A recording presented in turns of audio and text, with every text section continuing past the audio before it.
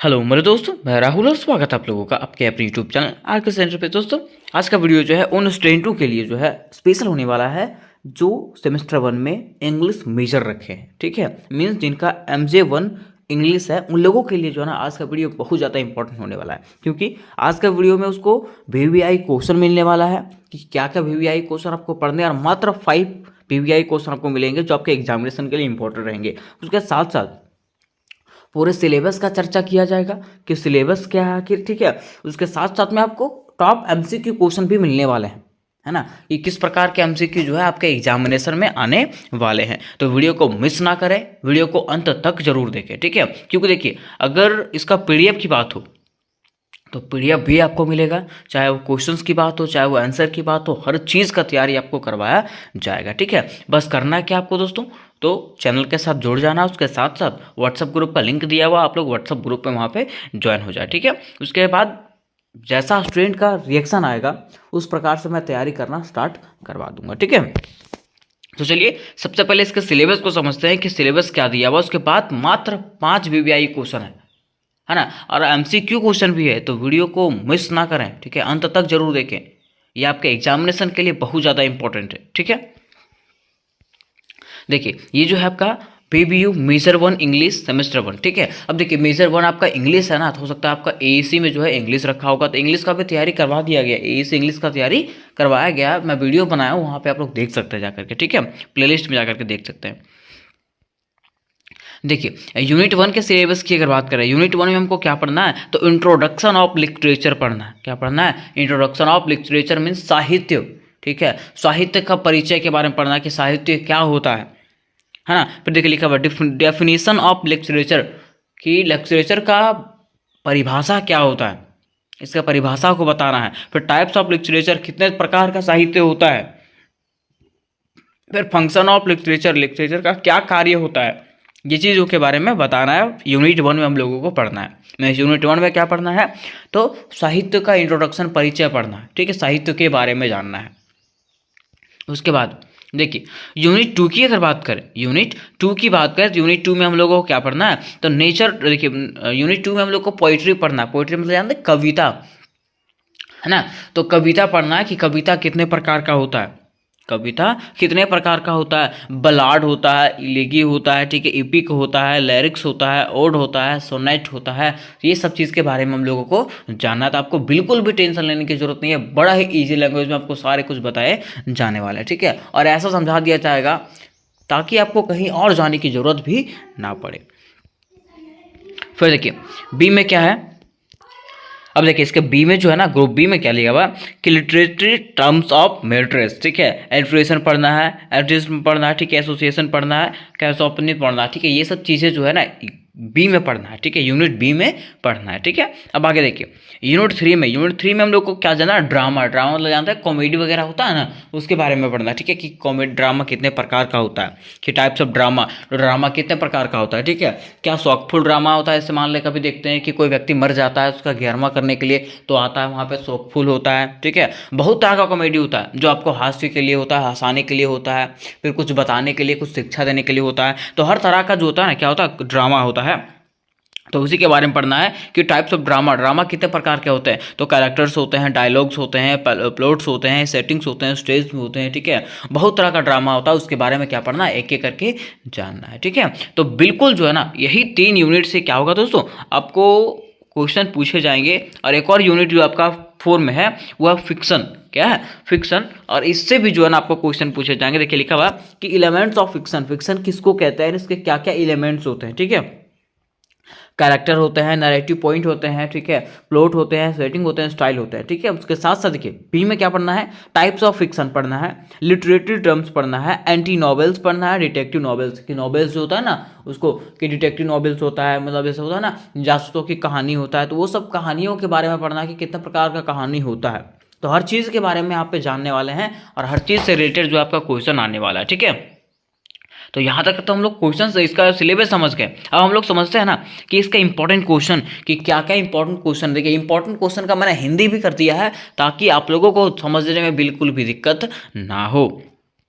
देखिए पहला क्वेश्चन क्या है आपका, कि explain the definition types and function of literature. ठीक है, क्या करना है कि लिटरेचर के बारे में बताना है कि लिटरेचर का जो है ना डेफिनेशन क्या होता है, परिभाषा क्या होता है। ठीक है, फिर फंक्शन ऑफ लिटरेचर, ठीक है, कि लिटरेचर के क्या क्या कार्य होते हैं, लिटरेचर के क्या क्या कार्य होते हैं, मतलब ये हम लोग समझना है कि साहित्य के परिभाषा, प्रकार और कार्यों को समझना है। ठीक है, इसके कार्यों को बताना है कि क्या क्या इसके कार्य हैं, क्या क्या इसका परिभाषा है, क्या कितने इसके प्रकार है। ठीक है, हर चीज़ के बारे में चर्चा किया जाएगा। ठीक है, आप लोगों को बिल्कुल घबराने की जरूरत नहीं है, सारा का सारा तैयारी आप लोगों को इसी चैनल पर मिलेगा, लेकिन अगर आप लोगों का रिस्पॉन्स पॉजिटिव आएगा तब।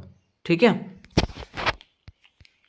फिर देखिए क्वेश्चन नंबर 2 की बात करें दोस्तों। क्वेश्चन नंबर 2 में क्या लिखा हुआ है कि व्हाट आर लिटरेटरी एलिमेंट्स। ठीक है, कि साहित्यिक जो होता है ना, साहित्यिक तत्व, उसके क्या क्या तत्व होते हैं, साहित्यिक के क्या क्या तत्व होते हैं। ठीक है, फिर लिखा हुआ explain all the 8 elements of it in our own words. देखिए बोला जा रहा है ना कि इसके जितने भी तत्व हैं, इसके जितने भी 8 तत्व हैं, उसको क्या करना है, अपने शब्दों में समझाइए। इसके 8 तत्वों को क्या करना है, अपने शब्दों में समझाना है। फिर देखिए क्वेश्चन नंबर 3 की बात करें। क्वेश्चन नंबर 3 में क्या लिखा हुआ, what are ballad. What are ballad, ballad क्या होता है, पोइट्री में जो होता है ना, एक पोयम में बैलाड किसको कहते हैं। ठीक है, and write the essential characterise of it. ठीक है, और अब क्या करना है, उसके जो है ना महत्वपूर्ण, उसके आवश्यक विशेषताएं को लिखिए। ठीक है, कि बैलाड जो होता है ना वो क्या होता है। ठीक है, तो देखिए मैं आपको समझा देना चाहता हूँ, बैलाड जो होता है ना मीन्स ऐसा मतलब ऐसा कविता होता है ना जो एक कहानी के जैसा, गीत के जैसा गाया जाता है। किसके जैसा, एक गीत के जैसा गाया जाता है, उसको क्या कहते हैं हम लोग, बलाड के रूप में बोला जाता है उसको। ठीक है, तो इसको हम लोग बड़ा ही डिटेल तरीके से समझने वाले हैं, एकदम ईजी सा लैंग्वेज में समझेंगे। ठीक है, तो आपको टेंशन लेने की जरूरत ना है। आगे देखिए दोस्तों, क्वेश्चन नंबर 4 की बात करें। क्वेश्चन नंबर 4 में क्या लिखा हुआ है, write the nature and elements essential for elegy. बोला जा रहा है ना कि इलेगी के लिए आवश्यक प्रकृति एवं तत्व को लिखिए। इलेगी के लिए कौन सा तत्व जो है और प्रकृति जो है उसका आवश्यक है, उसके लिए बताना है। ठीक है, फिर देखिए क्वेश्चन 5 में क्या लिखा हुआ है कि right the nature elements and types of drama. कि नाटक के प्रकृति, नाटक का कितना प्रकृति होता है और कितने तत्व होते हैं, सबको क्या करना है, लिखना है। ठीक है, किसके बारे में, नाटक के तत्व और प्रकृति के बारे में। फिर देखिए क्वेश्चन नंबर 6। क्वेश्चन नंबर 6 में क्या है कि right the important elements required for construction of drama. देखिए बोला रहा है कि नाटक के निर्माण के लिए, नाटक के निर्माण के लिए आवश्यक महत्वपूर्ण तत्व क्या क्या है। ठीक है, मान लीजिए अगर आप ड्रामा करते हैं, नाटक करते हैं, तो उसके लिए क्या क्या इंपॉर्टेंट तत्व है, उसमें किन चीज़ों को ध्यान रखना पड़ेगा। ठीक है, ये चीज़ के बारे में यहाँ पे पूछा गया है।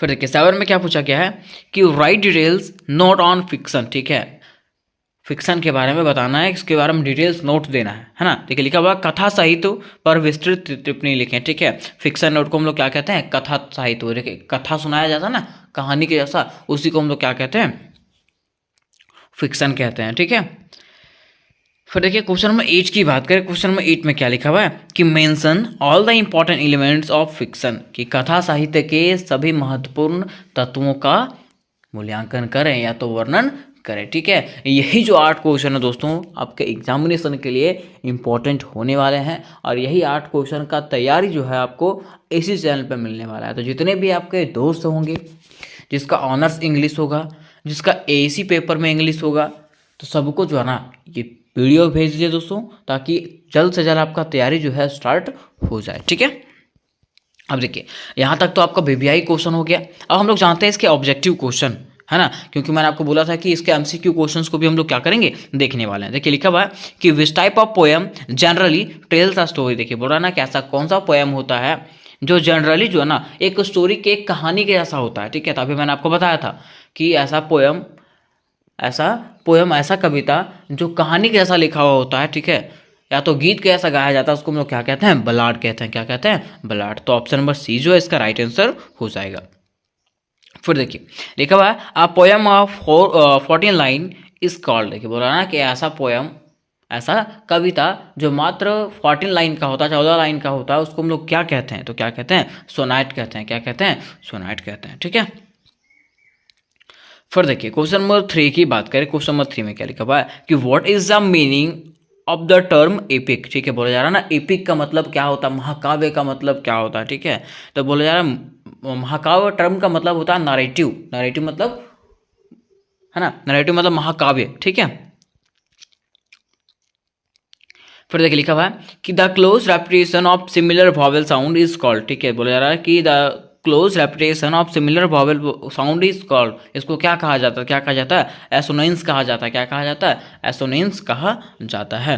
फिर देखिए 5 पे लिखा हुआ है अ मॉर्फुल पोएम इज कॉल्ड, मतलब अ मॉर्फुल मतलब सबसे शोकपूर्ण, शोकपूर्ण मतलब जब कोई मर जाता है तो कथा सुनाया जाता है ना, ठीक है, शाम को देखते हैं कथा सुनाया जाता है, तो शोकपूर्ण कथा होता है तो उसको हम लोग क्या कहते हैं, तो क्या कहते हैं, वैसा अगर पोएम लिखा जाता है ना जो थोड़ा सा दुख की बातें हो तो उसको हम लोग क्या कहा जाता है, इलेगी कहा जाता है, क्या कहा जाता है, इलेगी कहा जाता है, ठीक है। तो इस प्रकार से दोस्तों आपको मेजर 1 इंग्लिश के सारे वीवीआई क्वेश्चन बता दिए गए, सारे सिलेबस बता दिए गए। अगर आपको इसके वीवीआई क्वेश्चंस को देखेंगे दोस्तों तो जल्द से जल्द आप लोग चैनल को सब्सक्राइब कर लें, उसके साथ साथ अपने दोस्तों के साथ इसको शेयर करें और वीडियो को लाइक जरूर करें, ठीक है। और इससे रिलेटेड अगर कोई क्वेश्चन होगा ना दोस्तों तो मुझे ज़रूर से ज़रूर पूछें, कमेंट बॉक्स में ज़रूर पूछें, तभी मुझे पता चल सकेगा कि हाँ आप लोगों को कोई दिक्कत है, ठीक है। या तो फिर अगर आप लोगों को इसका तैयारी करना है ना तो मुझे कमेंट बॉक्स में